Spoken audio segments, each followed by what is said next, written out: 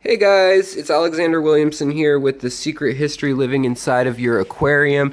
Just giving you a little heads up. We've got our lovebird red Nigerian Kribs, the Pelvicahromis, what are they? Pelvicahromis Taenatius, red Nigerian Kribs. And we've got them here. They've got a pot and they seem to go in there and, they're okay with it.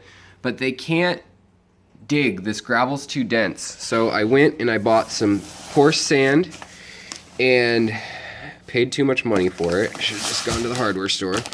But wanted to make sure it was clean and safe. And I got a coconut husk. Also got a little terracotta pot that is too small for them. But there's some gudgeons in the tank. And so these little gudgeons, which we'll do a video on soon, are really pretty. They're actually, like, you may not have seen them before, but they're all rainbow colored and very pretty, and they get aggressive and territorial, so I'm gonna put their little clay pot over here somewhere. We'll fill it with water so that it doesn't get too bogged down. I just want to let that kind of rinse a little bit, just make sure there was no debris in there because they may be picky about it. So we're gonna fill this one with water and we're gonna put it down in the corner. Might scoot some stuff around here. Clearly the Kribs didn't like the jungle idea over here. That was not to their liking, but maybe they will dig this. So we're gonna bury this a little bit and we're gonna put some sand at the entrance so they can decide if they wanna fill that. And then the coconut we're gonna take and we're gonna put this coconut, I don't know where to put it. Should we put it maybe facing off kilter over here? Kind of killing my aquascaping vibes, I know, but that's okay. Maybe we'll do this, so this way they'll be close to the glass so they won't feel like they're under attack from every angle. But I kind of want to let them mound build, and you'll see there's some nasty bits of debris in here. So I'm going to build this edge up a little bit. I need to do a gravel vac even though I just did one. But we're going to do the coconut there. We're going to put the sand in so that it's part of the mating process, where they may like that they have a little tank together, but like a little a pot together, and if they're in the tank together, they've bonded. But they actually need more than just that. They need to work together. And so what you do is you fill up some of their stuff with sand or rocks, smaller pebbles than these, and you let them excavate it, and that's supposed to help bond them for life. So I'm gonna give that a shot and see if it helps at all. Same with the gudgeons, so let me do that, but I'm gonna do that with both hands. Also gonna clean out some of this debris in the water. A lot of it was just from overfeeding when I got these guys a few days ago and didn't know what they would eat. And so they kind of just ripped apart a lot of algae stuff, and like they eat algae just fine. But I think they were stressed, and so now they're eating more normally. They're eating the algae off the little fake bonsai setup that we have here. And now I know that they didn't start the mating process, but you can see he's already curious, like, what's the deal with this coconut shell?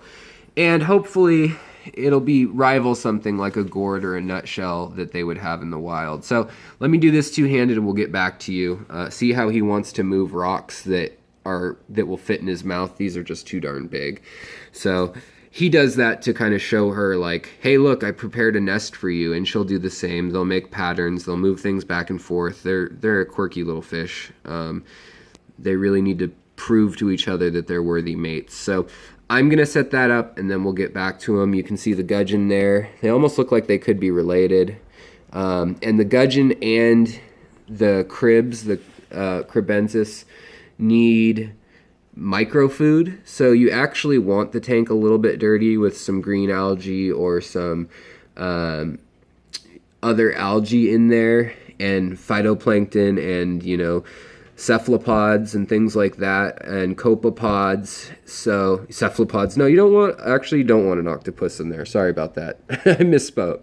But copepods you definitely want in there, like some cyclops or daphnia, things like that they can eat out of the water column, that their young can eat. That's really important. Brine shrimp, micro shrimp, because they won't be able to eat actual food for a while. So you can see here the gudgeons are spooked by these guys.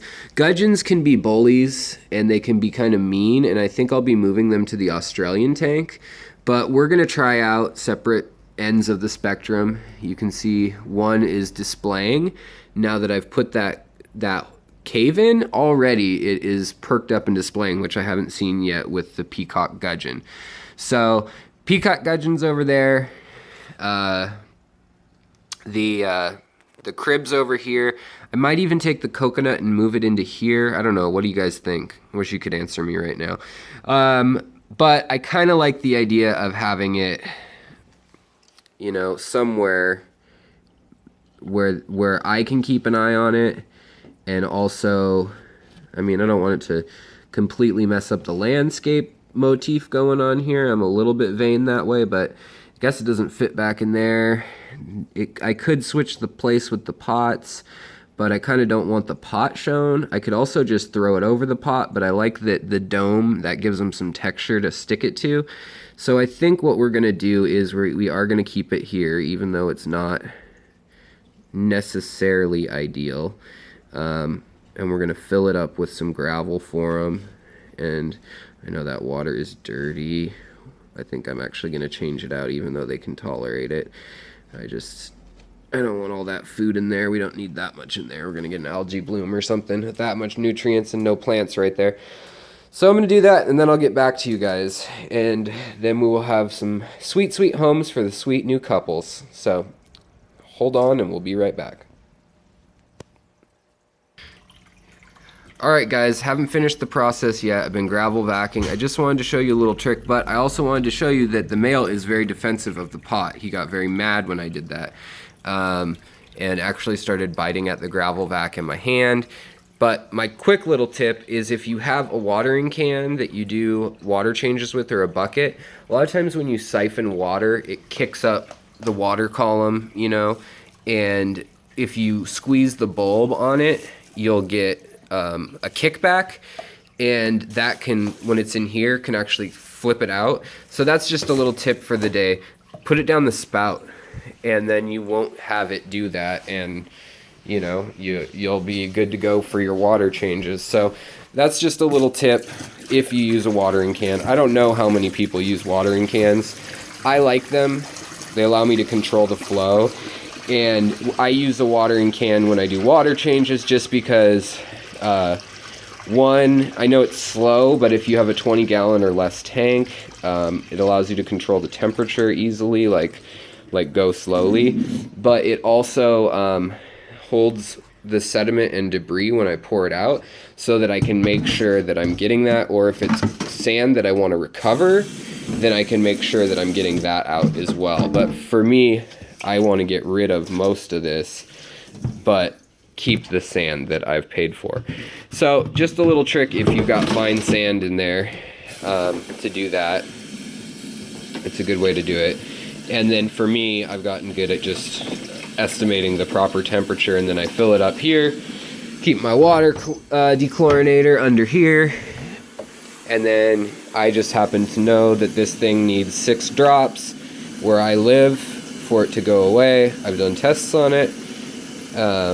And by drops, I mean it comes out in these little 2 drops in this thing. But you can always add a little bit more. No harm, no foul there.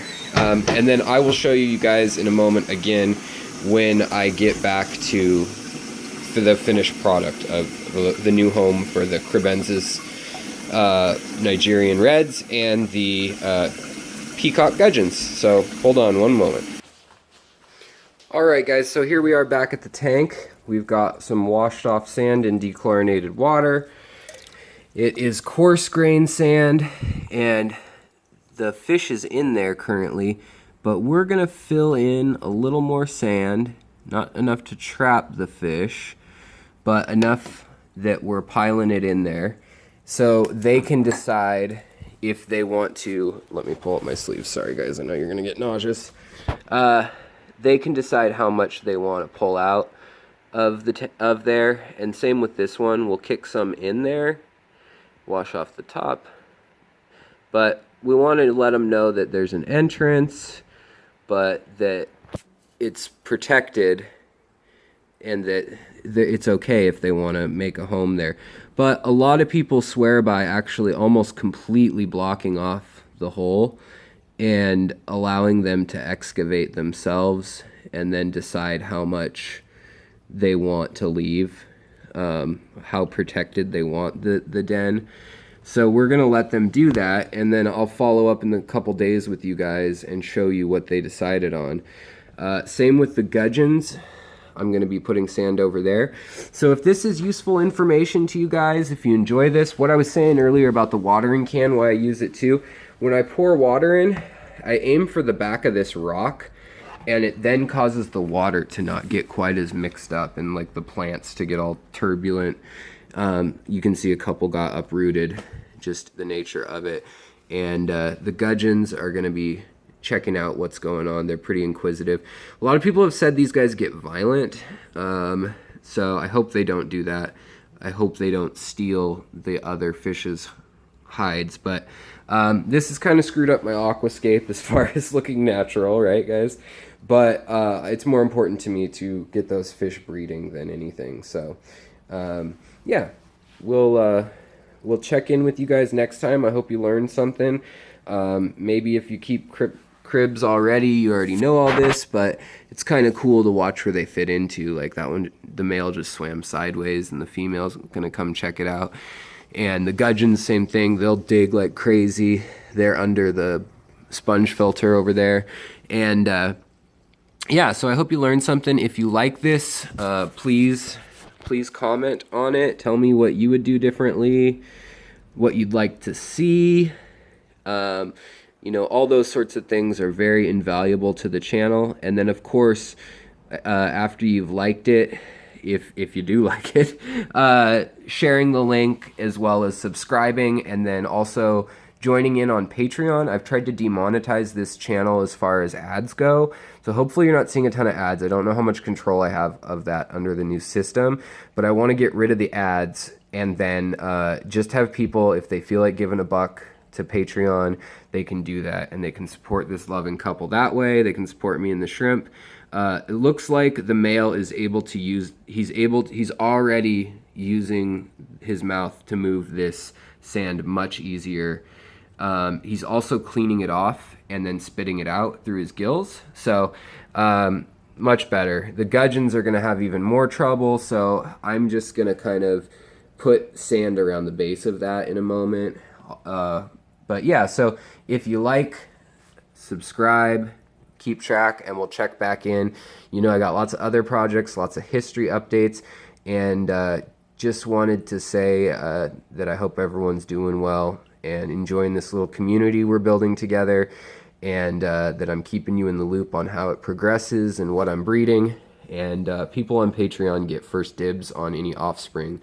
And right now I'm one of a handful of people in the country with this strain of Nigerian Red. So, all right, guys, well, take it easy. Take care of your tanks. Take care of yourselves, and keep on swimming. Talk to you next time.